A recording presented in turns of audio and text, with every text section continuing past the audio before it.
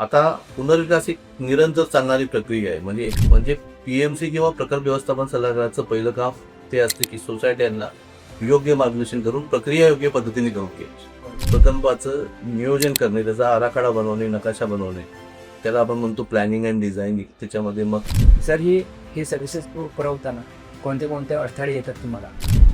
परंतु शासनाने जी आर काढला तो सोसायट्यांच्या फायद्यासाठी काढला. सोसायटी आणि विकासकामध्ये जे करारनामे होतात त्याच्यामधल्या अटी शर्ती या सभासदाच्या हिताच्या विरुद्ध नसाव्यात.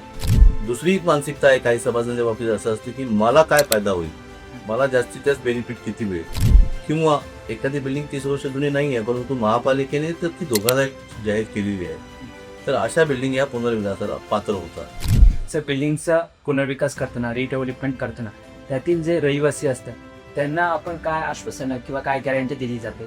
तर हे जर रिसायकल मटेरियल वापरलं तर निसर्गाचा नाश कमी होण्यास मदत होईल.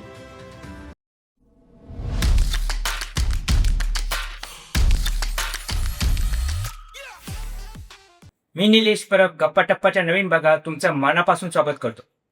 आज आपण बोलणार आहोत एका अशा विषयावरती जो नवसंजीवनी देतो, तो म्हणजे पुनर्विकास प्रकल्प. आणि या विषयावरती बोलण्यासाठी आज आपल्यासोबत आहे या क्षेत्रातील यशस्वी उद्योजक राजीव सर. नमस्कार सर. तुमच्या या पॉडकास्टमध्ये खूप खूप स्वागत. Thank you very much. सर, तुमची या व्यवसायाची सुरुवात कशी झाली? हा जो व्यवसाय आहे पुनर्विकास प्रकल्प सल्लागार व्यवस्थापन सल्लागार म्हणून जो व्यवसाय आहे तो आपण 2021 साली ही कंपनी स्थापन केली. कंपनीचं नाव आहे urban analysis and solutions consultancy services. He company स्थापन करण्यापूर्वी मी नवी मुंबई महापालिकेमध्ये उपअभियंता या पदावर कार्यरत होतो आणि मी स्वेच्छानिवृत्ती घेतली आणि स्वेच्छानिवृत्ती घेऊन मी या कंपनीची स्थापना 2021 रोजी केली. आता जवळपास हा 4 वर्षाचा कालावधी आपला पूर्ण झालेला आहे कंपनी स्थापन करून. तरी सुरुवातीला ही जी कंपनी आपण स्थापन केली ती स्थापन करत असताना पुनर्विकास प्रक्रिया अद्याप सुरू झालेली नव्हती.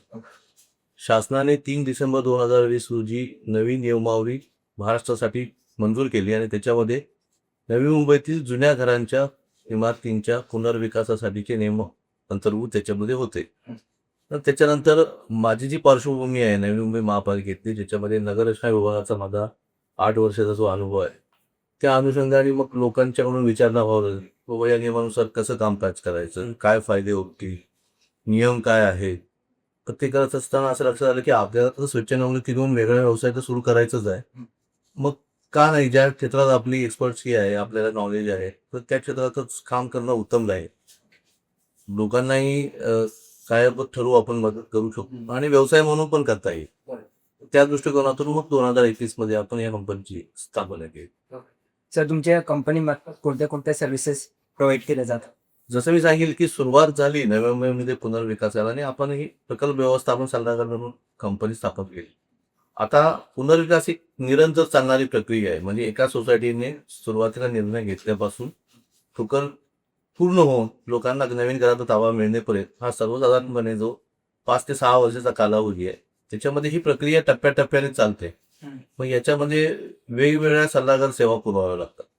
जसं आहे की सोसायट्या ह्या गृहनिर्माण सोसायट्यांचा स्वतःचे कायदेविषयक नियम आहेत. महाराष्ट्र गृहनिर्माण चौथा अधिनियम 1960, त्यामध्ये शासनाने 4 जुलै 2019 रोजी जो शासन निर्णय प्रसिद्ध केलेला आहे, त्याच्यामध्ये टप्प्याटप्प्याने कशा पद्धतीने ही कारवाई करायची याबाबतचे मार्गदर्शक तत्व अंतर्भूत आहेत. तर त्या दृष्टिकोनातून ती प्रक्रिया योग्य पद्धतीने करून घेणे हे पहिलं काम असलं पाहिजे, जेणेकरून कुठल्याही प्रक्रियेमध्ये काही त्रुटी राहिली, काही कमतरता राहिली तर पुढे जाऊन कुठल्याही कायदेशीर कचाट्यात ती सापडू नये. म्हणजे पीएमसी किंवा प्रकल्प व्यवस्थापन सल्लागाराचं पहिलं काम ते असते की सोसायट्यांना योग्य मार्गदर्शन करून प्रक्रिया योग्य पद्धतीने करून घ्यायची. पुढचा भाग असतो की सोसायटी आणि जो त्यांनी नियुक्त निविदा प्रक्रिया केलेला विकासक आहे, त्या विकासकासोबत होणारे विविध करारनामे, त्यांना द्यायचा जो आपलं संमतीपत्र आहे, तर याचा जो ड्राफ्ट असतो तो कायदेशीर पद्धतीने योग्य पद्धतीने झाला पाहिजे. ही जबाबदारी सुद्धा पीएमसीची जी लिगल टीम असते ती त्यांची असते. त्यामुळे याच्यामध्ये लिगल सर्व्हिसेसचाही भाग आहे. पुढचा टप्पा आहे की प्रकल्पाचं नियोजन करणे, त्याचा आराखडा बनवणे, नकाशा बनवणे, त्याला आपण म्हणतो प्लॅनिंग अँड डिझायनिंग. त्याच्यामध्ये मग आर्किटेक्ट आले, बिल्डिंगची संरचना बनवायची आहे त्यासाठी स्ट्रक्चरल इंजिनियर आले, MEP कन्सल्टंट आले, पर्यावरण विषयक तज्ज्ञ आले. तर हे सगळे तज्ज्ञ सुद्धा या प्रक्रियेचाच भाग आहे. आणि त्याच्यानंतर मग काम सुरू झाल्यानंतर कामाच्या गुणवत्तेवर नियंत्रण ठेवणे, कामाचा प्रोग्रेस तपासून घेणे आणि ज्या पद्धतीने किंवा ज्या टर्म्स अँड कंडिशन सोसायटीने विकासाला घातले त्या पद्धतीने काम होतं की नाही हे तपासणे आणि वेगवेगळ्या परवानगीची प्रक्रिया याविषयी होती. तर त्याच्यामुळे आपण यामध्ये या सगळ्या सर्व्हिसेस अंडर वन रूफ एकाच छताखाली प्रोव्हाइड करत असतो. आणि आपली टॅगलाईनच आहे एंड टू एंड सोल्युशन. म्हणजे प्रकल्प करायचा हा निर्णय घेतल्यापासून नवीन घराचा ताबा मिळेपर्यंत जेवढ्या काय या सर्व्हिसेस आहेत, architect, structural engineer, MEP, environment consultant, society expert, legal, quality control हे सगळे एलिमेंट आपण याद्वारे सध्या या सर्व्हिसेस पुरवतो. सर हे सर्व्हिसेस पुरवताना कोणते कोणते अडथळे येतात तुम्हाला? अडथळे म्हणजे कसं आहे की आता जर पुनर्विकासाचा इतिहास तपासला तर की मुंबईपासून सुरुवात झाली. म्हणजे अगदी मुंबईमध्ये अगदी 25-30 वर्षापासूनच ही प्रक्रियेला सुरुवात झालेली आहे. सुरुवातीला मुंबईमध्ये अडचणी काय आल्या की सोसायट्या रॅन्डमली आपापल्या पद्धतीने पुनर्विकासाची प्रक्रिया पार पाडत होते. शासनाची कोणतीही मार्गदर्शन तत्व अस्तित्वात नव्हती, कोणतेही नियम अस्तित्वात नव्हते. मग सभासदांना मध्ये पारदर्शकता नसणे, सभासदांना त्याची माहिती नसते, कमिटीच्या लेवललाच डिसिजन घेणे, आपल्या मर्जीचा विकास त्याची कुठली पार्श्वभूमी न तपासता त्याची नियुक्ती करते. तर याच्यातून पुढे जाऊन काही कायदेशीर अडचणी उद्भवल्या, वेगवेगळ्या ठिकाणी तक्रारी केल्या गेल्या, कोर्टामध्ये न्यायालयीन दावे प्रलंबित झाले आणि ह्या प्रलंबित दाव्यांची संख्या पाहता मग न्यायालयाने शासनाला आदेश दिले की तुम्ही एक काहीतरी कार्यप्रणाली ठरवून द्या, ज्याच्यासाठी काहीतरी एक मार्गदर्शक तत्व सोसायटीला द्या, जेणेकरून ही प्रक्रिया योग्य पद्धतीने पार पाडली जाईल. तर या अडचणी होत्याच सुरुवातीला. मग शासनाने पहिल्यांदा 2009ला मार्गदर्शक तत्व जारी केली, त्याचा GR काढला आणि त्याच्यानंतर सुधारणा करून 2019ची जी आता नियमावली आहे ती सध्या अंमलात आहे. आता ही जर नियमावली योग्य पद्धतीने त्यातली प्रक्रिया कार्यप्रणाली आपण जर फॉलो नाही केली तर पुढे जाऊन कुठे तक्रारी केल्या, कोर्टात गेल्या तर ही कायदेशीर कचाट्यात अडकू शकते. उच्च न्यायालयाचे बऱ्याच ठिकाणी असे आपण ऑर्डर आहेत की ही प्रक्रिया आणि ही शासनाचा जो GR आहे तो काही बंधनकारक नाही, परंतु शासनाने GR काढला तो सोसायट्यांच्या फायद्यासाठी काढला. कुठल्याही कायदेशीर त्रुटी याच्यामध्ये राहू नये, प्रकल्प कुठे रखडू नये, योग्य पद्धतीने त्यांनी विकासकाची निवड करावी, तर तो फॉलो करणं हे सोसायटीच्या हिताचे असतं. त्यामुळे ही अडचण पहिली आता प्रोसेसमध्ये आहे की ज्या सोसायट्यांना याची माहिती नसेल त्यांनी याची माहिती करून घेतली पाहिजे आणि त्या पद्धतीने ते कामकाज केलं पाहिजे. तर हे जर काही सोसायट्या करत नसतील तर ते पुढे जाऊन प्रोजेक्ट कायदेशीर कचाट्यात अडकतील किंवा बंद पडतील. तर ही एक आहे. दुसरं आहे की बऱ्याचशा परवानग्या त्याच्यासाठी लागतात. त्या परवानग्या आपण नियुक्त केलेला विकास येतो की नाही, त्याच्यामध्ये कुठला शॉर्टफॉल राहतो का, याची पण काळजी घेतली पाहिजे. की एखादी परवानगी न घेताच काही काम सुरू केलं आणि उद्या शासनाने त्याच्यावरती ऍक्शन घेतलं तर तो प्रकल्प रखडायची भीती असते. आणि तिसरं असतं की सगळ्यात महत्वाचं आहे की विकासकाची निवड करताना आपण काय काळजी घेतो. त्याची क्षमता नाही, त्याच्याकडे त्याची आर्थिक कॅपॅसिटी तेवढी नाही आहे, त्याचा पूर्व इतिहास किंवा पार्श्वभूमी एवढा मोठ्या स्केलचा प्रोजेक्ट करायची नाही आहे, असा विकासक फक्त एरिया किंवा आपल्याला जास्तीत जास्त लाभांश देतो म्हणून निवडणं हे पण चुकीचं आहे. अशी निवड जर कोणी केली असेल, त्याची पार्श्वभूमी न तपासता, त्याचा अनुभव न तपासता, त्याची आर्थिक क्षमता न तपासता, तर पुढे जाऊन हा प्रकल्प सुद्धा त्याला जर तो व्यवहार्य झाला नाही ऍक्च्युअल काम करताना तर तो प्रकल्प सोडून निघून जाईल. तर ह्याच्यातल्या बेसिक अडचणी या आहेत की तुम्ही कार्यपद्धती योग्य अवलंबली पाहिजे, सभासदांना विश्वासात घेतलं पाहिजे, ट्रान्सपरन्सी ठेवली पाहिजे आणि विकासक निवडताना त्याची क्षमता बघून विकासक निवडतात. तर या अडचणी जर तुम्ही त्याच्यावर रेव्ह्यू पद्धतीने कारवाई केली तर या अडचणी राहतात. जर समजा एखादी जुनी बिल्डिंग आहे तर त्या बिल्डिंगमध्ये राहणारे जे रहिवाशी त्यांना त्यांचा प्रकल्प पुनर्विकास करायचा असेल तर त्यांनी काय केलं पाहिजे? डायरेक्ट विकासकाला कॉन्टॅक्ट केला पाहिजे की तुमच्यासारखी जी कंपनी आहे जी कन्सल्टन्सी देते, एवढ्या सर्व्हिसेस प्रोव्हाइड करते, तर त्यांना कॉन्टॅक्ट केला पाहिजे? काय त्याच्या फायद्याचं राहतं ग्राहकांच्या? कसं आहे की सोसायट्यांचे सभासद जे लेमॅन आहेत त्यांना तांत्रिक किंवा लिगल नॉलेज नसतं आणि दैनंदिन कामकाजातून ही 5 वर्षाची प्रक्रिया सांभाळण्याची तेवढं त्यांना क्षमता नसते किंवा वेळही नसतो. तर सुरुवात ज्यावेळी करायची आहे, तर सुरुवातीचा पहिला टप्पा काय? शासनाची जी 4 जुलै 2019 ची मार्गदर्शक तत्त्व जरी बघितली आपण, त्याच्यामध्ये सांगितलं की पहिल्यांदा तुम्ही निर्णय घ्या की तुम्हाला पुनर्विकासाला जायचंय की नाही. तो जर बहुमताने हा असेल, म्हणजे 51% सभासद नेतृत्वातील, तर त्याच सभेमध्ये दुसरा निर्णय घ्यायचा आहे, तुम्हाला एक प्रकल्प व्यवस्थापन सल्लागार नियुक्त करायचा. तर प्रकल्प व्यवस्थापन सल्लागाराचं काम काय असतं की त्याने सर्व सेवा सुविधा ज्या पुनर्विकास प्रकल्पासाठी आवश्यक आहेत त्या पुरवणे, सोसायटीच्या वतीने तांत्रिक आणि कायदेशीर सल्लागार म्हणून काम बघणे आणि ही प्रक्रिया योग्य पद्धतीने झालं पाहिजे. लोकांना चांगल्या चांगल्या क्वालिटीचं घर निर्धारित वेळेमध्ये परत ताबा मिळाला पाहिजे. तर हा प्रकल्प व्यवस्थापन सल्लागार नेमणं अत्यंत आवश्यक आहे. हा जर आपण न नेमताच विकासकाकडे गेलो तर एक तर 4 जुलै 2019च्या गाईडलाईनचा तो भंग असणारच आहे. त्याच्यापेक्षा विकासक काय करतोय याच्यावर कोणाचंच नियंत्रण असणार नाही. म्हणजे तो आपल्याला काय ऑफर देतो, त्या ऑफर योग्य आहेत का, वास्तववादी आहेत का, त्या पूर्ण होण्यासारख्या आहेत का, कमी आहेत का, जास्त आहेत. त्याच्यानंतर तो जागेवर बांधकाम जे करणार आहे ते गुणवत्तेनुसार असणार आहे की नाही आहे. जे बांधकाम साहित्य तो वापरणार आहे त्याचा दर्जा कोण तपासणार, किंवा ही जी कायदेशीर प्रक्रिया आहे, एक परवानगीची प्रक्रिया आहे, ती योग्य पद्धतीने झाली की नाही हे कोण तपासणार. सोसायटी आणि विकासकामध्ये जे करारनामे होतात त्याच्यामधल्या अटी शर्ती या सभासदाच्या हिताच्या विरुद्ध नसाव्यात हे कोण तपासतं. तर त्यास ते सगळं करण्यासाठी पीएमसीची आवश्यकता. आणि मग याच्यामध्ये बघू पीएमसी असतात त्याच्यामध्ये त्यांची क्षमता, त्यांचा अनुभव, त्यांचं नॉलेज, त्यांचं टीमवर्क हे सगळं बघून आपल्याला पीएमसी नियुक्त करता येईल. सर, तुम्ही नवी मुंबईतील पुनर्विकास प्रकल्प तुम्ही करता, तर तुम्हाला काय वाटतं लोकांची काय मानसिकता आहे याबद्दल आणि ते कसं अप्रोच करतात? नाही, आता कसं आहे की नवी मुंबईसाठी पुनर्विकास प्रक्रिया आत्ताशी बाळसं लागते, ज्या अजून म्हणाव्या तेवढ्या प्रमाणात तो दिसत नाही. त्याचं कारण असं आहे की मुंबईतला आतापर्यंत पुनर्विकासाचा इतिहास बघितला तर त्याच्यामध्ये प्रकल्प अडचणी काही बंद पडणे, रात्रभर जाणे आणि भाडंही जाणे. तर अशा पद्धतीने सर्वसामान्य लोकांचे अनुभव आहेत. त्यामुळे इथे काम करताना लोक अजून सांभाळून विचार करून कोणाचं काम होतंय, कोण पुढे चाललंय, त्याचं कसं होतंय हे बघून निर्णय घेत आहे. पण पुनर्विकास लोकांना करायचा आहे, कारण आज नवी मुंबईचा इतिहास सुद्धा 30 वर्ष जुना आहे. बहुतांश इमारती ज्या पहिल्या टप्प्यातल्या आहेत, ज्या 80च्या दशकात 90च्या दशकात बनल्या, त्यांना 30 वर्षापेक्षा जास्त कालावधी लागणार. इमारती राहण्यास योग्य नाही, धोकादायक आहे. तर अशा पद्धतीत जर विचार केला तर जवळपास 2,500 ते 3,000 घरं अशी आहेत की ती पुनर्विकास प्रक्रिया सोसायटी आहेत, जे पुनर्विकासासाठी पात्र आहेत किंवा त्यांचा पुनर्विकास झाला पाहिजे अशा पद्धतीने त्यांची परिस्थिती.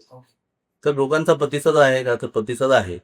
परंतु लोक अजून थोडं थांबून वाट पाहून हे करतायत. तर चांगली गोष्ट आहे. दुसरी एक मानसिकता आहे काही सभासदांच्या बाबतीत असं असते की मला काय फायदा होईल, मला जास्तीत जास्त बेनिफिट किती मिळेल. मग ते बेनिफिट मिळत असताना जर आपण विकासकाच्या माध्यमातून ही जर सोसायटीचं बांधकाम करणार असतो तर येणाऱ्या विकासकाला सुद्धा हा प्रकल्प व्यवहार्य आहे की नाही हे समजून घ्यायची मानसिकता बऱ्याच लोकांची नसते. माझा फायदा कसा झाला पाहिजे. पण ते होत असताना तुम्हाला जर जास्तीत जास्त फायदा देऊन एखाद्या विकासकाने जरी प्रकल्प घेतला तर तो आर्थिकदृष्ट्या पुढे जाऊन व्यवहार्य नाही ठरला तर तो प्रकल्प बंद पडण्याची भीती असते. याची जोखीम आपल्या घराची आपण का करायची. तर ही थोडीशी मानसिकता बदलण्यासाठी काम करणं अत्यंत आवश्यक आहे. सर, साधारण किती वर्ष झाली म्हणजे संत बिल्डिंगला किती वर्षानंतर त्याचं रिडेव्हलपमेंट केलं पाहिजे?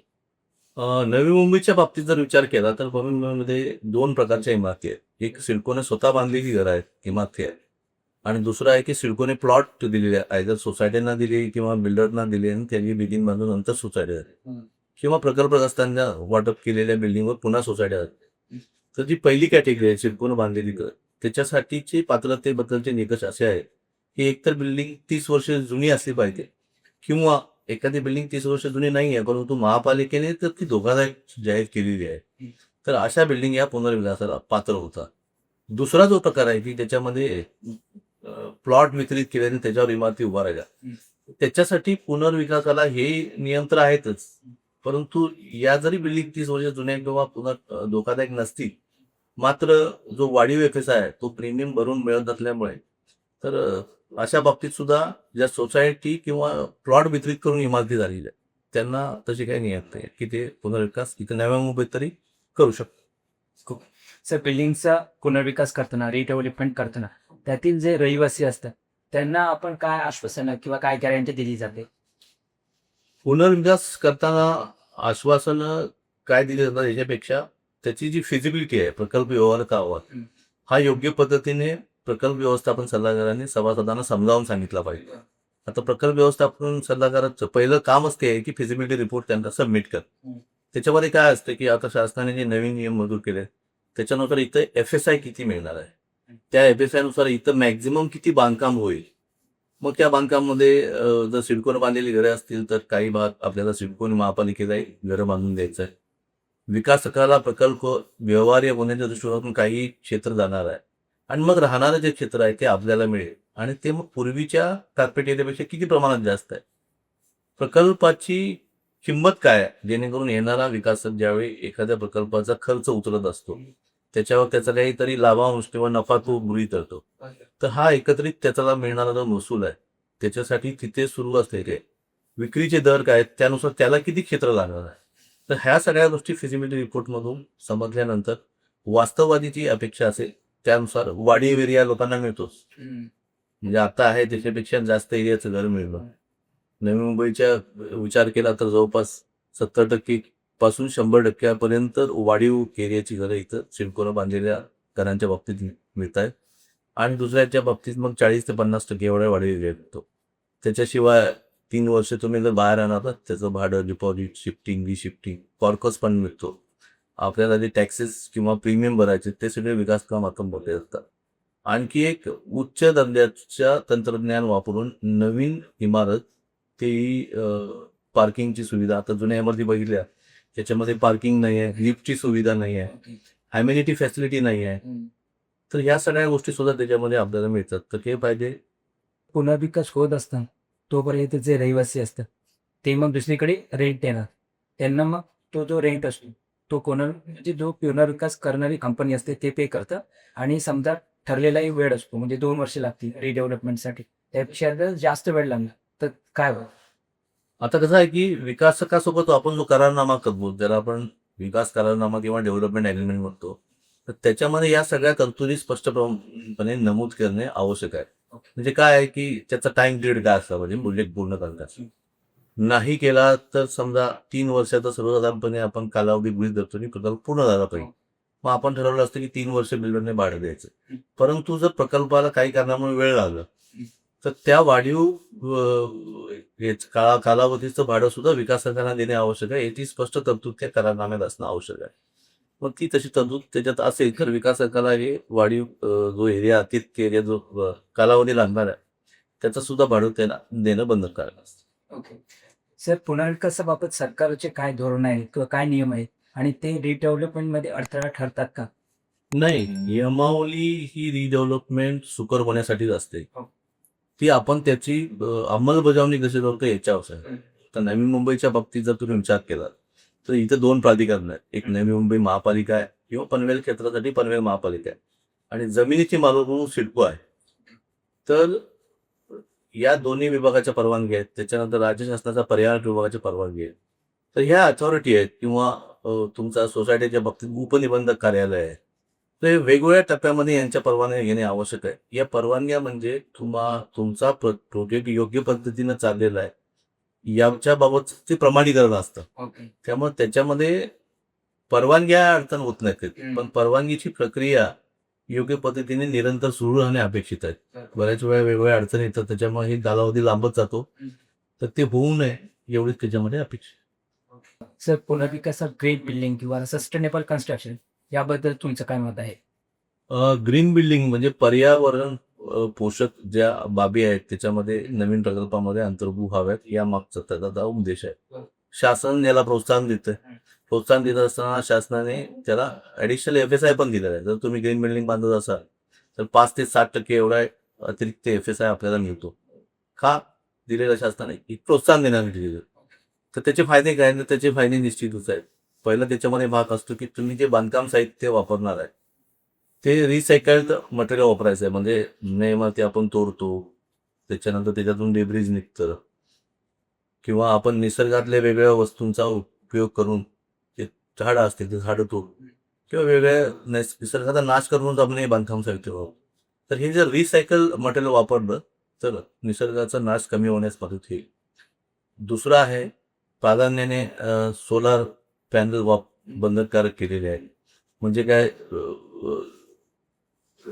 आपण तर निसर्गामधूनच ऊर्जा घेणार आहे.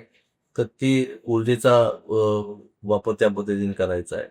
किंवा रेन वॉटर हार्वेस्टिंग आहे, पाण्याचा पुनर्वापर आहे. पावसाचं पाणी ते वापरात आणायचं आहे. त्याच्यानंतर तुमचा रिसायकल ऑफ वेस्ट वॉटर आहे. म्हणजे किचनमधून किंवा टॉयलेटमधून जे पाणी बाहेर पडतं त्याच्यावर ट्रीटमेंट करून ते पिण्याव्यतिरिक्त इतरचं जे यूज आहे त्याचा, म्हणजे गार्डनिंग आहे, गाड्या धुणे आहे, परिसर स्वच्छ करणे, आजूबाजूचं जर गार्डन असेल त्याला देणे, तर त्यासाठी सुद्धा हे पाण्याचा वापर करणं बंधनकारक आहे. त्याच्यामुळे त्या नैसर्गिक स्त्रोतांचा बचत होते त्याच्यामध्ये, तर निश्चितच त्याचा फायदा आहे. आणि हे सस्टेनेबल याच्यासाठी आहे की लॉंग टर्म निरंतर आपल्याला उपलब्ध होतच राहिलं आहे. सूर्य कुठे जाणार नाही, पावसाचं पाणी कुठे जाणार नाही, रिसायकल केलेलं वॉटर सुद्धा समुद्रात आपण जे सोडू देतो ते परत वापरता येणार आहे. तर त्याच्यामुळे हे सस्टेनेबल नक्कीच. सर, जे रिडेव्हलपमेंट केलेले बिल्डिंग्स असतात त्यामध्ये एखाद्या ग्राहकाला प्लॅन घ्यायचं असेल, परचेस करायचं असेल, त्यांनी कोणत्या गोष्टी लक्षात घेतल्या पाहिजे? मुळात काय आहे की त्याला तिथल्या प्राधिकरणाची बांधकाम परवानगी आहे की नाही हे तपासलं पाहिजे.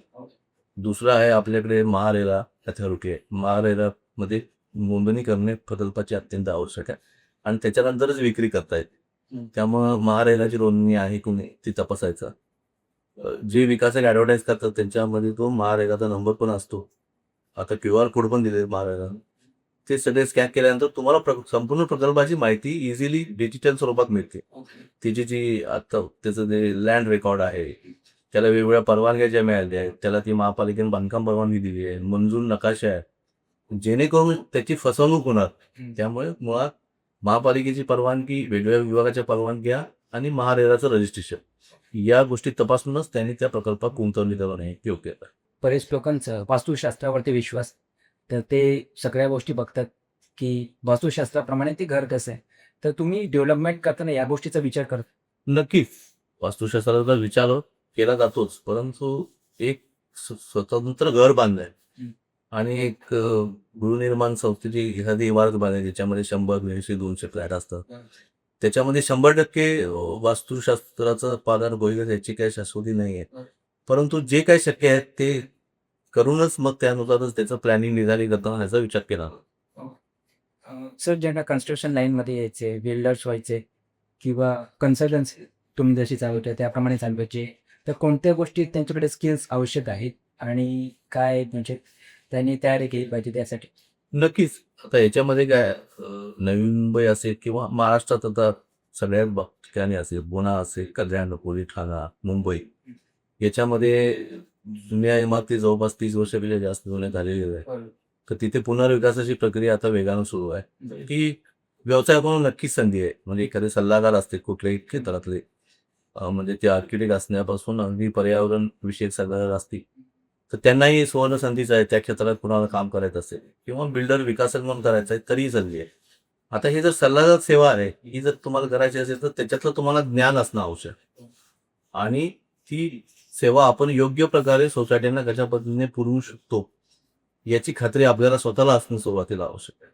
तर तुम्हाला त्याचं तांत्रिक ज्ञान, त्याचं एज्युकेशन, त्याचा पूर्वानुभव असेल तर नक्कीच या क्षेत्रात यावं आणि चांगल्यात चांगली सेवा तुम्ही लोकांना दिलं तर तुम्हाला जास्तीत जास्त कामं मिळायला तुमचं स्वतःचं प्रोफेशनल अप्रोच कसा आहे त्यानुसारच तुम्हाला ती कामं उद्या मिळत जाणार.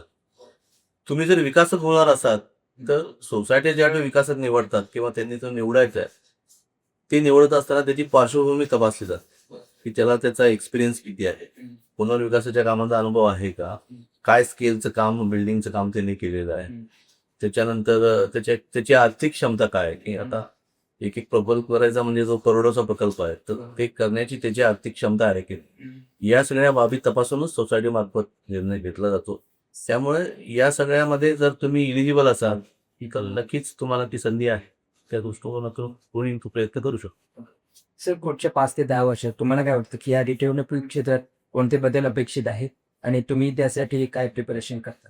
नाही, बदल 2 स्तरावरची अपेक्षित आहे. एक तर सोसायटीच्या स्तरावरची पुनर्विकासाची प्रक्रिया आणि दुसरं जे वेगवेगळ्या अथॉरिटी आहेत किंवा वेगवेगळे विभाग आहेत शासनाचे जे परवानगी देतात, नागरिक क्रमांक देतात, त्यांची कार्यप्रणाली कशी सुकर होईल, कधी जास्तीत जास्त वेगवान होईल यामध्ये सुधारणा अपेक्षित आहे. तर सोसायटीच्या स्तरावर काय अपेक्षित आहे, की सोसायटीच्या व्यवस्थापन समित्यांनी जास्तीत जास्त पारदर्शकता ठेवली पाहिजे.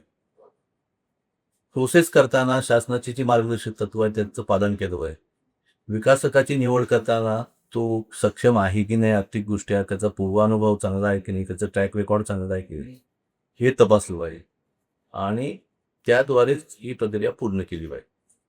तर हे झालं सोसायटीच्या स्तरावर कधी होईल, तर त्यांना जास्तीत जास्त लोकांना गायडन्स मिळाला, मार्गदर्शन मिळालं आणि त्यांची जी मानसिकता असेल की त्या पद्धतीने काम करायची आणि त्यांच्यात त्या पद्धतीने जर सुसंवाद असेल ना रे सभासदांवर, तर ते काम योग्य पद्धतीने होईल. तर तशी मानसिकता त्यांच्यात येणं आवश्यक आहे. शासकीय स्तरावर ज्या परवानग्या ज्या आहेत, ते बरेचसे इंटर डिपार्टमेंटल डिपेंडन्सी असते. वेगवेगळे विभाग आहेत, त्यांच्यामध्ये सुसूत्रता नसते. शासनाचं पहिल्यापासूनचं धोरण आहे की एक खिडकी योजना करायची. तर त्या दृष्टिकोनातून पुनर्विकासाचे प्रकल्पाला वेगवान प्रक्रिया करायची असेल, तर एक खिडकी योजना अंमलात आणली पाहिजे. वेगवेगळे विभाग, वेगवेगळ्या स्तरावरचे विभागाच्या परवानग्या एकाच ठिकाणाहून दिल्या गेल्या पाहिजे. तर त्या दृष्टिकोनातून शासन असेल किंवा इथले जे नियोजन प्राधिकरण आहे, महापालिका असेल, शिवपास किंवा शासनाचं कुठलंही दुसरं प्राधिकरण असेल, त्यांनी त्या पद्धतीने त्याच्यामध्ये सुधारणा करणं अपेक्षित. सर, तुम्ही आता जो बिझनेस करताय त्याचे तुमचे काय लर्निंग्स आहेत? तुमच्या आतापर्यंतच्या एक्सपिरियन्सवरून जे ग्राहक असतील किंवा जे बिल्डर्स असतील त्यांना तुम्ही काय सांगाल? अनुभव 4 वर्षाचा आहे. पार्श्वभूमी जरी आपली तांत्रिक टेक्निकल असली, तर आता आपण ज्यावेळी प्रत्यक्ष सोसायटीच्या सभासदांसोबत इंटरॅक्ट होतो, त्यांच्याशी संवाद साधतो, त्यावेळी बऱ्याच गोष्टी आपल्या निदर्शनास येतात, की ज्या आपल्यालाही माहीत नाही. मग त्या लोकांच्या अपेक्षेच्या बाबतीत असेल किंवा त्याच्या मनात एक भीती आहे, त्या भीतीच्या बाबतीत असेल किंवा हा प्रकल्प बरोबर वेळेत पूर्ण होईल का? तर या सगळ्यांचे अनुभव येतात आणि त्यांच्यातून मग आपण प्रकल्प बोलत जातो. मग लोकांची मागणी काय आहे? मग त्या मागणीच्या बाबतीत ती वास्तव आहे की अवास्तव आहे? वास्तव असेल तर ठीक आहे, अवास्तव असेल तर मग लोकांना आपल्याला समजावून सांगितलं पाहिजे. बऱ्याच वेळा लोक या प्रक्रियेमध्ये सहभागी व्हायचं टाळतात, म्हणजे कंटाळा करतात आणि एक वेगळ्या स्टेजवर प्रोजेक्ट गेल्यानंतर मग लोकांना आठवण येते आणि मग त्याच्यात 100 प्रश्न विचारले. तर ते होऊ नये म्हणून डे वन पासून जास्तीत जास्त लोकांचा सहभाग पुनर्विकास प्रक्रियेत येणं आवश्यक आहे, हे आम्हाला अनुभवावर लक्षात आलं. म्हणजे पुढे जाऊन कुठल्या तक्रारी होत नाही, विसंवाद वाढत नाही लोकांच्या मध्ये आणि प्रकल्प अडचणी देत नाही. त्याच्यामुळे पारदर्शकता आली पाहिजे. लोकांचा, सभासदांचा जास्तीत जास्त सहभाग असला पाहिजे. शासनाच्या गाईडलाईन जरी म्हणत असतील की 51% पुरेसं आहे, तर आम्ही अनुभवावरून सांगतो की 90-95% झालं पाहिजे. तरच तो प्रकल्प यशस्वी होईल. म्हणजे यशस्वी पुनर्विकास प्रकल्पाची गुरुकुल हेच आहे की लोकांचा जास्तीचा सहभाग आणि प्रकल्पात पारदर्शकता कमिट्यांनी ठेवणे.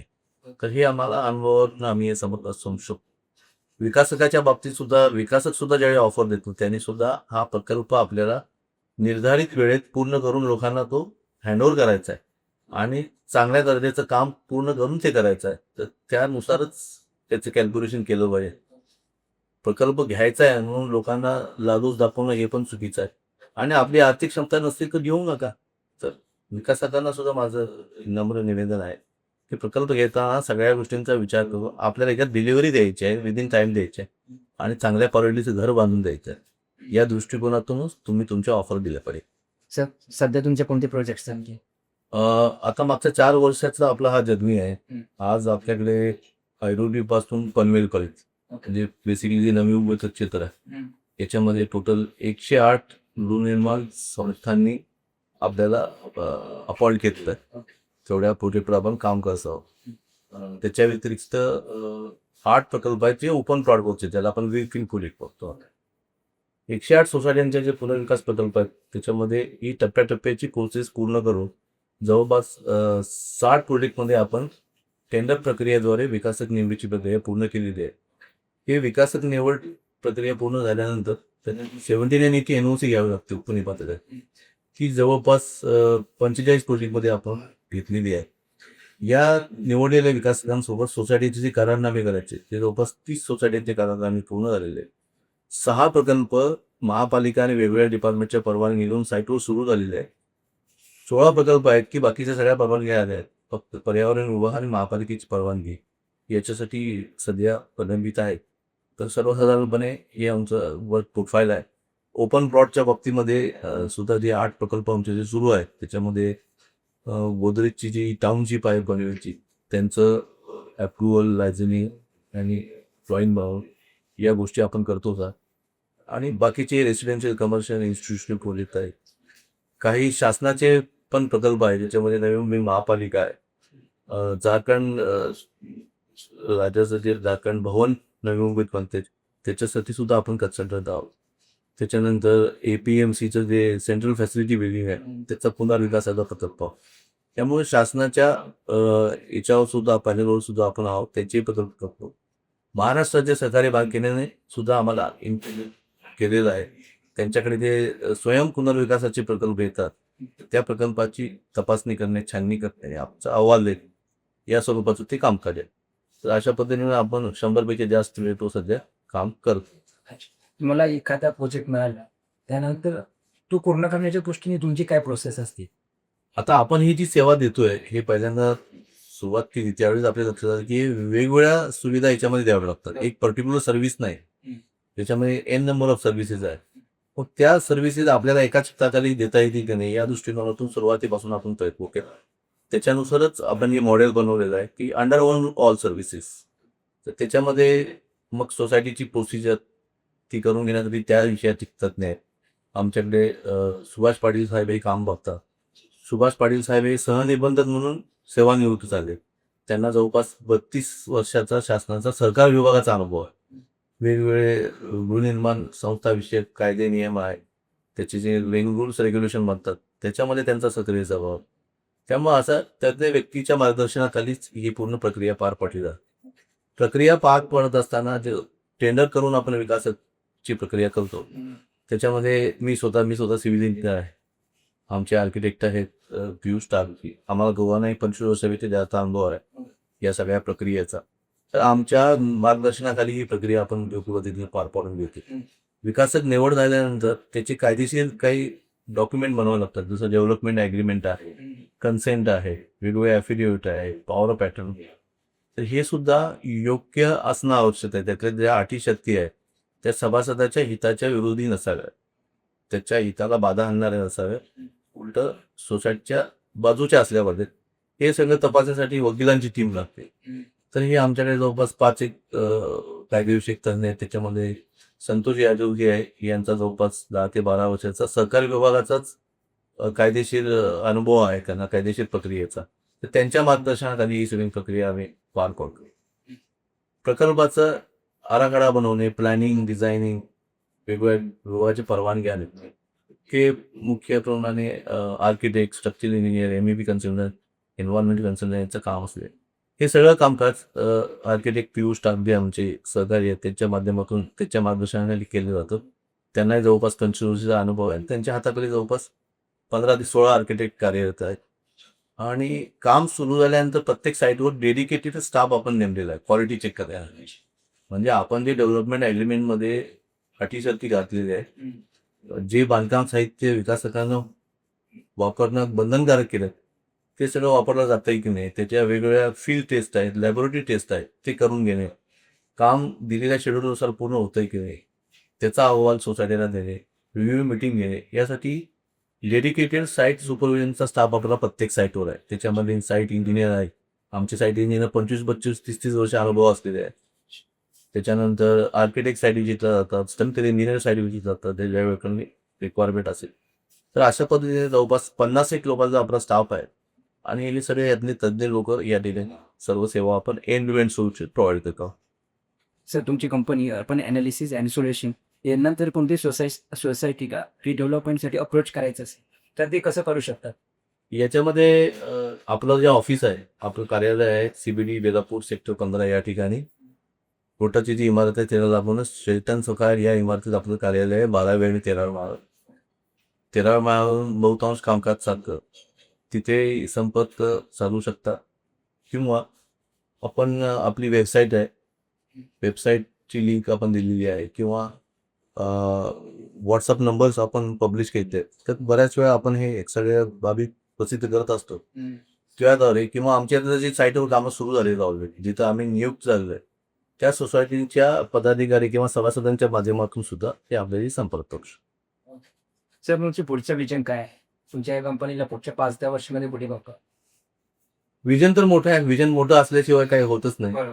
तर आपण असा विचार करतो की आता सध्या नवी मुंबईमध्ये मर्यादित असलेली ही सेवा मुंबई आणि आजूबाजूच्या एमएमआर क्षेत्रामध्ये सगळीकडेच पुरवता येईल या दृष्टिकोनातून आपल्याला ती मोठ्या स्वरूपात त्याची तयारी करायची आहे. त्या दृष्टीकोन ते आपण करतोय. दुसरं हे होत असताना या सर्व सेवाचं ॲटोमेशन झालं पाहिजे. म्हणजे ॲटो पायलट मोडवर सगळी ही प्रक्रिया सुरू झाली पाहिजे या दृष्टिकोनातूनही आपण प्रयत्न करतोय. आणि महत्त्वाचं म्हणजे की ही प्रक्रिया अजून सुलभ कशी होईल यासाठी सुद्धा काही प्रयत्न करायचे असतील मग इथे नवी मुंबई हाऊसिंग फेडरेशन आहे, सहकार विभाग भारती म्हणून संस्था आहे, ही संस्था असते ही शासनाचे वेगवेगळे विभाग असते यांच्याशी संपर्क करणे, त्यांना काय अडचणी येतात ते सगळ्या त्यांच्यासमोर मांडणे आणि याच्यातून ही प्रक्रिया सुकर सुलभ आणि कमी वेळेमध्ये कशी होईल या दृष्टीकोनातून आपण प्रयत्न करतो. सर सोसायटीचा आणि विकासकाचा जो करारनामा होतो त्याच्यामध्ये कोणत्या गोष्टी असणं अपेक्षित आहे? सोसायटी आणि विकासकाचा करारनामा हा प्रामुख्याने सोसायटीसाठी एक इन्स्ट्रुमेंट आहे. भविष्यात विकासकाकडून काही अटीशर्तीचा बंद झाला तर काय करायचं हे सर्व त्याच्यामध्ये अंतर्भूत असतं. प्रामुख्याने काय काय गोष्टी अंतर्भूत असतात. पहिलं तर जी आपली सोसायटी आहे त्याबद्दलची सगळी माहिती असते. जे प्लॉट एरिया किती आहे, तिथपासून किती सभासद आहेत, प्रत्येकाचे कार्पेट एरिया किती आहे, त्याचा ॲड्रेस काय, लोकेशन काय. त्याच्यानंतर तुम्ही जी पुनर्विकास प्रक्रिया केलेली आहे आतापर्यंत विकास निवडीवर त्याची क्रोनॉलॉजी त्याच्यामध्ये दिलेली असते. कुठल्या तारखेला काय काय काय काय केली तुम्ही काय म्हणजे तुमची प्रक्रिया त्याच्यात सगळी नमूद असणं आवश्यक आहे.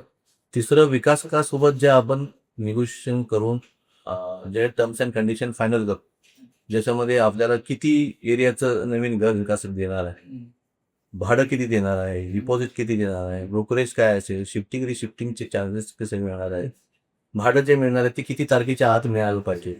त्याच्यापेक्षा जर उशिरा झाले तर त्याच्यात काही पेनल्टी क्लॉज असणे आवश्यक आहे. त्याच्यानंतर जे काही बांधकाम साहित्य प्रकल्पामध्ये यूज होणार आहे पुनर्विकासाच्या तंत्रज्ञानासाठी ते कोणकोणतं असलं पाहिजे ते सुद्धा निर्धारित करून देणं आवश्यक आहे. ते जर आपण डेव्हलपमेंट ॲग्रीमेंटमध्ये नमूद नाही केलं तर विकासक आपल्या मर्जीप्रमाणे कुठलंही साहित्य वापरेल मग त्याच्यावर आपल्याला नियंत्रण राहणार. हा जो प्रकल्प चे परवानगी आणायचे आहेत ते किती कालावधीत आणणं अपेक्षित आहे. हा प्रकल्प परवानगी आल्यानंतर काम सुरू केल्यानंतर जो बांधकाम पूर्ण करायचा आहे त्याच्यासाठी किती कालावधी असावा हे सुद्धा स्पष्टपणे नमूद असणं आवश्यक. जर त्याला जे शेड्यूल दिलेलं आहे वर्कचं त्या वर्क शेड्यूलमध्ये त्याचं जर काम होत नसेल तर त्याच्यावर पेनल्टीचे क्लॉज असले पाहिजे. पेनल्टी लावून सुद्धा अटी शर्तीचा भंग होत असेल, काम योग्य प्रक्रियेनुसार होत नसेल, काम बंद पडलं असेल तर त्याला टर्मिनेट करण्याची क्लॉज सुद्धा विकास करारनाम्यात असणं अत्यंत आवश्यक आहे. विकासकाला आपण फक्त डेव्हलपमेंट राईट्स देतोय, विकासचे हक्क देतोय, कुठलीही ओनरशिप ट्रान्सफर आपण करणार नाही अशी स्पष्ट तरतूद त्याच्यामध्ये असले पाहिजे. ज्या काही ॲप्लिकेशन करायचे आहेत, अर्ज करायचे आहेत, वेगवेगळ्या परवानग्या येणार आहेत त्याच्यामध्ये जी काही फीस प्रीमियम डेव्हलपर जरी भरत असला तर त्याच्या ज्या रिसिप्ट जनरेट होणार आहे त्या सगळ्या सोसायटीच्या नावे असणे आवश्यक आहे. म्हणजे मालकी मुळात असणार आहे पूर्णपणे सोसायट्यांची राहिली पाहिजे. या स्पष्ट तरतुदी या विकास करारनाम्यात पाहिजे. विकास करारनाम्यामध्ये ज्यावेळी आपण विकासकाला विकासकाचे त्याचे विकास करण्याचे हक्क देत असतो हे हस्तांतरणीय असणार नाही. आज तुमचं क्रेडेन्शियल बघून तुम्हाला हे प्रकल्प दिलेला आहे मग तुम्ही कोणाला तरी दुसऱ्याला विकला ट्रेडिंग केलं तर हे अजिबात अलाउड होणार. ही सुद्धा स्पष्ट त्याच्यामध्ये असणं आवश्यक आहे. थोडक्यात काय आहे की विकासकाच्या हिताचं संरक्षण होईल, त्याचं घर कुठल्याही प्रकारे अडचणी येणार नाही या दृष्टिकोनातून त्या अटी शर्ती त्याच्यामध्ये असणं अपेक्षित आहे. आता मी ज्या अटी शर्ती सांगितल्या त्याच्यात काही कमतरता असेल, काही त्रुटी असेल तर एखादा विकासक असेल तर त्याचा गैरफायदा उठवू शकतो, मग आपल्या हातात काही राहत नाही. त्यामुळे विकास करारनामा हा जास्तीत जास्त सक्षम असला पाहिजे आणि ते सक्षम बनवण्याचं काम PMCचे लिगल टीमचं आहे. तर या पद्धतीने याच्यामध्ये अटी शक्ती असते. तर 4 जुलै 2019 रोजी सरकारचा रिडेव्हलपमेंटसाठी काही नियम आणि अटी बनवले आहेत सरकार. तर यामध्ये कोणत्या गोष्टी अंतर्गत आहे? मुळात हे जे 4 जुलै 2019 नियम आहेत ते पूर्वी 3 जून 2009 स्टॉप होते त्याच्यानंतर त्याच्यामध्ये बऱ्याचशा सुधारणा केल्या गेल्या ज्या ऍक्च्युली प्रकल्प करत असताना अडचणी आल्या त्या दृष्टिकोनातूनच केल्या आणि त्याच्यामध्ये एक कार्यप्रणाली ठरवून दिली आहे. आता त्याचा मूळ उद्देश काय आहे की जास्तीत जास्त लोकांचा सहभाग पुनर्विकास निर्णय प्रक्रियेत करून घेणे, लोकांच्या समोर पारदर्शकता ठेवणे आणि त्यानुसार ही प्रक्रिया पूर्ण करू नये. मग शासनाने काय सांगितलेलं आहे की हे सगळे निर्णय जे घ्यायचे आहेत हे सभासदांनी बहुमताने घ्यायचे आहेत.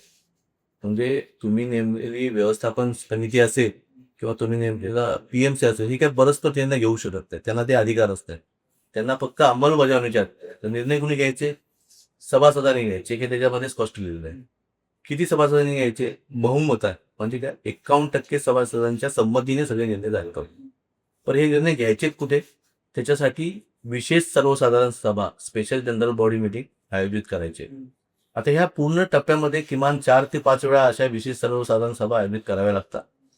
त्याच्यामध्येच या सभासदांना तुम्हाला त्याची नोटीस काढून बोलावावं लागतं आणि त्याच्यामध्ये मग बहुमताने ते सगळे निर्णय घ्यावे लागतात. आता या सभा घेण्यासाठी सुद्धा काय शासनाचे नियम आहेत का? तर त्या कार्यप्रणालीमध्ये असं नमूद केलेलं आहे की किमान 14 दिवसांचा नोटीस पिरियड पाहिजे. सर्वसाधारणपणे आपण 7 दिवसाच्या ह्याच्यात सुद्धा नोटीसवर सुद्धा सभा आयोजित करतो. पण पुनर्विकासाच्या बाबतीमध्ये किमान 14 दिवसांचा नोटीस पिरियड देऊन अशा विशेष सर्वसाधारण सभा आयोजित करायचे. ते करत असताना 2/3 कोरम असला पाहिजे. म्हणजे सभासदांची उपस्थिती 2/3 67% असणं आवश्यक आहे. म्हणजे जर 100 सभासदांची सोसायटी असेल 67 सभासद स्वतः प्रत्यक्ष हजर असणे आवश्यक आहे. म्हणजे सभासद हजर असणं म्हणजे काय? माझ्या नावावर फ्लॅट आहे किंवा मी सभासद आहे तर मीच असणं अपेक्षित आहे. माझा मुलगा येईल, मुलगी येईल, पत्नी येईल हे अलाउड नाही त्याच्यात. तर मूळ सभासद तिथे यासाठी असणार की तुम्हाला तिथे निर्णय घ्यायचा आहे. मग निर्णय घेताना तुम्ही स्वतः हजर असणं आवश्यक आहे. त्यामुळे 2/3 कोरम हा असणं अपेक्षित आहे आणि एकूण सभासद संख्येच्या 51% लोकांनी त्याला संमती दिली पाहिजे. आणि ही जी आपण संमती देतोय जी लेखी स्वरूपात आपल्याला द्यायची, लेखी संमती पत्र द्यायचे आणि ती स्वेच्छेने द्यायचे. तर अशा पद्धतीने ही वेगवेगळ्या विशेष सर्वसाधारण सभा त्याच्यामध्ये आयोजित करायचे. पहिली जी सभा होते ती तुम्हाला पुनर्विकासाला जायचं आहे की नाही हे ठरवण्यासाठी होते. ते जर तुम्ही बहुमताने निर्णय घेतला जायचंय तर तुम्हाला एक प्रकल्प व्यवस्थापन सल्लागार त्याच्यामध्ये निवडायचा आहे. तर किमान 3 सभासदांचे आधी कोटेशन घ्यायचे सभेच्या आधी 8 दिवस आधी किमान पाहिजे. त्याच्यापेक्षा जास्त असतील चालते आणि त्याच्यातून एक ज्याचं त्यांना त्याची टीम चांगली आहे, त्यांच्याकडे त्यांचा एक सगळ्या क्षेत्रांचा प्रदीर्घ अनुभव आहे, त्यांची आतापर्यंतची कार्यप्रणाली तुम्ही तपासलेली आहे, त्याचं ट्रॅक रेकॉर्ड तपासलेलं आहे. तर अशी सक्षम टीम तुम्हाला पीएमसी म्हणून निवडून घ्यायची आहे. ही पहिल्या सभेचं कामकाज आहे. त्याचे मग मिनिट्स ऑफ मिटिंग असतील, त्याचे व्हिडिओ रेकॉर्ड असतील, हे सगळं आपल्याला रजिस्टर ऑफिसला सबमिट करावं लागतं. पुढचा टप्पा आहे तुम्हाला नेमलेली पीएमसी तुम्हाला एक प्रकल्प चा फिजिबिलिटी रिपोर्ट देईल. प्रकल्प व्यवहार्यता अहवाल पुढे एक फिजिबिलिटी रिपोर्ट तो तुम्हाला समजून सांगितला जाईल. तो तुम्हाला समजून घ्यायचा आहे की त्यानुसारच मग तुम्हाला आपल्या अपेक्षा वास्तववादी कशा असल्या पाहिजेत, काय आपण याच्यातून अपेक्षित ठेवू शकतो की त्याचा एक अंदाज त्याच्यावर येतो. मग तो तुम्हाला फिजिबिलिटी रिपोर्ट त्यांनी समजावून सांगायचा आहे. तो समजल्यानंतर मग आपण विकासक निवडीची प्रक्रिया त्याच्यामध्ये सुरू करायची आहे. मग विकासक निवड कशी करायची? काय लिहिलेलं आहे कार्यप्रणालीमध्ये की तुम्ही निविदा प्रक्रियेद्वारे विकासक निवडीची प्रक्रिया केली पाहिजे. म्हणजे त्याच्या वर्तमानपत्र जे आपलं असतील, एक मराठी, एक इंग्लिश किंवा एखादी हिंदी, याच्यामध्ये आपल्याला त्याची जाहिरात प्रसिद्ध करायची विकासक नियुक्तीसाठी. मग त्या जाहिरात प्रसिद्ध केल्यानंतर त्याला एक जो काही निर्धारित कालावधी आहे 2 आठवडे 3 आठवडे किंवा याच्यामध्ये जे इंटरेस्टेड डेव्हलपर आहे ते त्याच्यामध्ये प्रक्रियेमध्ये भाग घेतील. सर्वसाधारणपणे त्याची आर्थिक क्षमता, त्याचा पूर्वानुभव, त्याला काय पुनर्विकास प्रकल्पाचा अनुभव आहे की नाही, त्याच्याकडे आता सध्या किती प्रोजेक्ट सुरू आहेत, म्हणजे त्याची स्पेअर कॅपॅसिटी सुद्धा समजली पाहिजे. एखादा मोठा विकासक आहे तो ऑलरेडी 25 प्रोजेक्ट करतो, तर तो 26वा प्रोजेक्ट करायला त्याच्याकडे पैसा आहे की हे त्याच्यात समजले. त्याच्यावर काही कोर्ट केसेस आहेत का, त्याच्यावर काही लोन लायबिलिटीज आहेत का, तो पुढे लोनचा डिफॉल्टर आहे का. तर या सगळ्या गोष्टीची सुद्धा डॉक्युमेंट आपल्याला टेंडर प्रक्रियेत विकासकाकडून मागायचे. आणि मग दुसरं असतं की तो आपल्याला ऑफर काय देतो, तो आपल्याला लाभ काय देतो, याच्यातून आपल्याला एरिया किती देतो, भाडं किती देतो, डिपॉझिट किती देतो, शिपिंग चार्जेस किती देतो, ॲम्युनिटी फॅसिलिटी काय देतो, बांधकाम साहित्य कुठलं वापरणार आहे. तर या सगळ्या बाबी आपल्या निविदा प्रक्रियेमध्ये विकासक सादर करत असतो. त्या सीलबंद लिफाफामध्ये सादर केल्या जातात आणि त्या सभासदांच्या समोरच ओपन केल्या जातात. आणि त्याच्यातून ज्या ओपन केलेल्या निविदा आहेत याची तपासणी, छाननी, स्क्रुटिनी ही PMCच्या टीममार्फत केली जाते आणि PMC त्याच्यावर त्याचा एक तुलनात्मक तक्ता किंवा त्याला आपण निविदा मूल्यमापन अहवाल म्हणतो, बिड इव्हॅल्युएशन रिपोर्ट हा सादर करतो. मग त्याच्यामध्ये प्रत्येक डेव्हलपरचं क्रेडेन्शियल काय आहे, त्याचा अनुभव काय आहे, त्याच्यावर काय कोर्ट केसेस आहेत का, त्याच्यावर काय लोन लायबिलिटी आहेत का, त्याची आर्थिक क्षमता काय आहे, याच्यानुसारचा एक त्याचं सगळी माहिती असते आणि तो ऑफर काय देतो ती माहिती असते. तर आपल्याला एक बॅलन्सिव्ह अप्रोच ठेवून त्याच्यातून एक विकासक निवडीसाठी हा अहवाल उपयोगात येतो. अर्थात विकासक निवडीचे सर्व अधिकार सभासदांचे आहेत. PMC तुम्हाला आरसा दाखवते, PMC तुम्हाला एक त्याचा अभिप्राय देऊ शकतो, पण विकासक जे काय 5-6-7 विकासकांनी आपले प्रस्ताव केलेले आहेत त्याच्यातून आर्थिकदृष्ट्या सक्षम, चांगला अनुभव असलेला, चांगला ट्रॅक रेकॉर्ड असलेला विकासक आपल्याला निवडायचे अधिकारी सभासदांचे आहेत. पण त्याच्यासाठी दुसरी सर्वसाधारण सभा आयोजित केली जाते. त्या सभेसाठी निबंधक कार्यालयाचा अधिकारी उपस्थित राहणं आवश्यक आहे. त्याच्या उपस्थितीमध्ये जी सभा केली जाते, पुन्हा त्यांची वेळ आणि 14 दिवसाचा कालावधी किमान हे पाळायचं. 2/3 कोरम आणि 51% लोकांच्या संमतीने विकासक निवडीची प्रक्रिया पूर्ण येते. ही निवड झाल्यानंतर सुद्धा आपल्याला स्टॅम्प पेपरवर संमतीपत्र द्यायचे. महापालिकेनं ऑलरेडी त्याचं फॉर्मॅट प्रसिद्ध केलेलं आहे, त्यानुसार ती संमतीपत्र दिली जातात. हा झाला प्रक्रियेचा दुसरा टप्पा. आता तुम्ही विकासक निवडल्यानंतर ही त्या दिवशीची निवडीची जी प्रक्रिया आहे त्याचे सगळे minutes of meeting, video recording आणि संमतीपत्राच्या प्रती या सगळ्या निबंधक कार्यालयात सादर केल्यानंतर त्यांच्याकडून आपल्याला ना हरकत प्रमाणपत्र येईल. आता हे ना हरकत प्रमाणपत्र म्हणजे काय? डे वन पासून आपण जी पुनर्विकास प्रक्रिया केलेली आहे ती योग्य पद्धतीने पार पाडली की नाही हे तपासलं जातं आणि ती योग्य पद्धतीने असेल आणि विकासक निवडीच्या दिवशी त्यांच्या अधिकाऱ्याच्या समोर ही प्रक्रिया योग्य पद्धतीने केली असेल तरच तुम्हाला ते प्रमाणपत्र मिळणार. अदरवाईज ते प्रमाणपत्र तुम्हाला मिळणार. म्हणजे तुम्ही निवड योग्य पद्धतीने केलेली आहे, तुम्ही प्रक्रिया योग्य पद्धतीने केली आहे, याचं एक प्रमाणीकरण आहे ते. हा झाला दुसरा टप्पा. तुम्ही विकासक निवडला, तुम्हाला NOC मिळेल. त्याच्यानंतर विकासकासोबत तुम्ही जो करारनामा करायचा आहे त्याचाही ड्राफ्ट तुम्हाला सभासदांच्याकडे दिला जाईल. सभासदांना तो समजावून सांगितलं जाईल.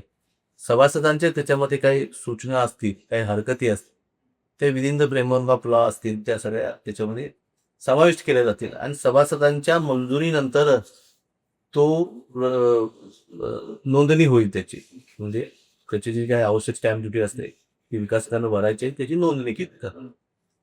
आता त्याचा करारनामा झाला, त्याच्यानंतर पुन्हा इमारतीचा नकाशा बनवणे, मग ते जे काय आर्किटेक्ट असतील प्रोजेक्टचे ते नकाशे बनवतील. 1, 2, 3 सॅम्पल आपल्याला ऑप्शन येतील आणि त्याच्यातून मग PMC, सभासद, विकासक हे बसून सभासदांच्या सगळ्या मागण्या ह्याच्यामध्ये इन्कॉर्पोरेट योग्य पद्धतीने झाल्यात का तर त्या सगळ्या तपासून सभासदांनीच त्याला मंजुरी द्यायची, नकाशाला सुद्धा बहुमतात. आणि तो नकाशा मंजूर दिल्यानंतरच वेगवेगळ्या प्राधिकरणाकडे, वेगवेगळ्या विभागाकडे परवानगीसाठी सोसायटीच्या नावे प्रस्ताव सादर केले जातात. तर ही परवानगीची प्रक्रिया सुद्धा त्याच्यामध्ये नमूद केली. आता या सगळ्या परवानग्या आणल्यानंतर सरते शेवटी इमारतीचा नकाशा प्राधिकरणाने मंजूर केल्यानंतर नवीन बांधकामाला परवानगी मिळते आणि त्याच्यानंतर पुन्हा एक सभा आयोजित करून, विशेष सर्वसाधारण सभा, त्याच्यामध्ये नवीन घराचं वितरण, अलॉटमेंट ऑफ न्यू फ्लॅट्स, कारण आता घर नंबर सगळे नवीन याच्यानुसार बदलणार आहे, तर त्याच्या अलॉटमेंटची प्रक्रियासाठी सुद्धा विशेष सर्वसाधारण सभा आयोजित करायची. त्यामध्ये पुन्हा निबंधक कार्यालयाचा अधिकारी उपस्थित असणं आवश्यक आहे. त्यांचं व्हिडिओ रेकॉर्डिंग होतं. सर्वसाधारणपणे ही प्रक्रिया करूनच तुम्हाला नवीन घराचे नंबर दिले जातात. मग एकदा ते घर नंबर मिळाल्यानंतर त्याचं पुन्हा प्रत्येक सभासदाचा आणि विकासकाचा एक ॲग्रीमेंट होतो, त्याला आपण परमनंट अल्टरनेटिव्ह अकॉमोडेशन ॲग्रीमेंट म्हणतो. याची सुद्धा नोंदणी होते, रजिस्ट्रेशन होतं आणि ती झाल्यानंतर मग ही तुमची झाली निर्णायक प्रक्रिया. त्याच्यानंतर विकासकाला आपण घरं खाली करून द्यायचे. विकासक त्याच्यामध्ये मग पुढची 3 वर्षे 3.5 वर्ष ते बांधकाम करणार आहे. त्याच्यामध्ये PMCचा स्टाफ तिचा असेल, त्याचं गुणवत्ता नियंत्रण करेल. विकास कराराच्या अटी शर्तीनुसार ते बांधकाम साहित्य वापरलं जाते की नाही त्याचे सगळे टेस्टिंग होईल. सोसायट्यांना रिव्ह्यू मीटिंग घेऊन सगळं समजावून सांगायचं आहे. प्रोजेक्ट कंप्लीट झाल्यानंतर पुन्हा सगळ्या विभागाच्या परवानग्या आणल्यानंतर मग लाईट, पाणी आणि गॅस ह्याची जोडणी झाल्यानंतर मग विकास आपल्याला नवीन घरं हस्तांतरित आहे. त्याच्यानंतर महारेरा ॲक्टनुसार 5 वर्षाचा दोष निवारण कालावधी आहे. त्याच्यामध्ये सुद्धा काही कन्स्ट्रक्शनल डिफेक्ट असतील, जागेवर बांधकामातले काही दोष आढळले तर ते विकासकामार्फत करून घेणं अपेक्षित आहे, ते त्याने करून देणं अपेक्षित आहे.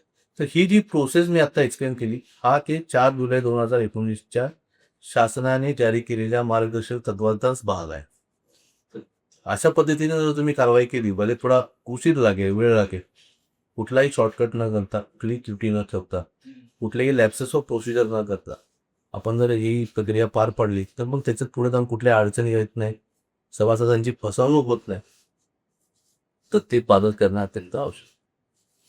सर तुम्ही म्हणाला की 51% सभासदांचं एकमत झालं पाहिजे, पण ते जर एकमत होतच नसेल म्हणजे इव्हन 51% तर मग त्याला काय ऑप्शन आहे? नाही त्याला काय ऑप्शन नाही कारण आपल्याकडे फेडरल सिस्टममध्ये बहुमत जे सगळीकडेच अपेक्षित आहे बहुमत असेल तर तो निर्णय मान्य आहे. ओके. तर 51% सभासदांचं जर ते मान्य होत नसेल तर ती पुनर्विकास प्रक्रियाच होणार नाही. पण ते मान्य का होत नाही हे सुद्धा समजून घेणं आवश्यक आहे की आता आपल्याला पुनर्विकास तर करायचा आहे करण्याशिवाय पर्याय नाही इमारत जुनी झाली आहे दुरुस्तीच्या पलीकडे गेली आहे तर करणं तर भाग आहे. मग करत असताना जर 51% लोकांची तयारीच नसेल मग लोकांशी संवाद साधला पाहिजे त्यांच्या अडचणी काय आहेत त्यांच्या शंका काय आहेत कशाची भीती आहे त्यांना का ते त्याला तयार होत नाही, हे समजून घेतलं पाहिजे त्यांना ते समजावून सांगितलं पाहिजे. तर ही सगळी जबाबदारी व्यवस्थापन समिती आणि तुम्ही जर जो पीएमसी नियुक्त केला असेल तर त्याची आहे. त्यांनी सभासदांशी योग्य समन्वय ठेवून जास्तीत जास्त स्वतःहूनच माहिती दिली पाहिजे. तर लोकांना माहिती दिली तर लोकांना कळेल. जर तुम्ही लोकांपासून माहिती जपूनच ठेवली तर त्याच्या शंकांना मग काय उत्तरच नसेल तर मग शंका मनात राहिलं तर कोणी संमती देणार नाही. शेवटी घर म्हणजे आयुष्यभरची कमाई आहे आणि ती कोणाला द्यायची आहे दुसऱ्याच्या हातात तर माणूस 10 वेळा विचार करणं अपेक्षित आहे योग्यच आहे. तर त्याच्यामुळे पारदर्शकता आणि लोकांना रेसिप समजावून सांगणे आज त्याच्यावरचा उपाय आहे. धन्यवाद सर. मी पॉडकास्टसाठी वेळ दिला. खूप महत्त्वाची माहिती मिळाली. तुम्हाला तुमच्या पुढील वाटचालीसाठी आमच्या टीम कडून खूप सारी शुभेच्छा. धन्यवाद. Thank you.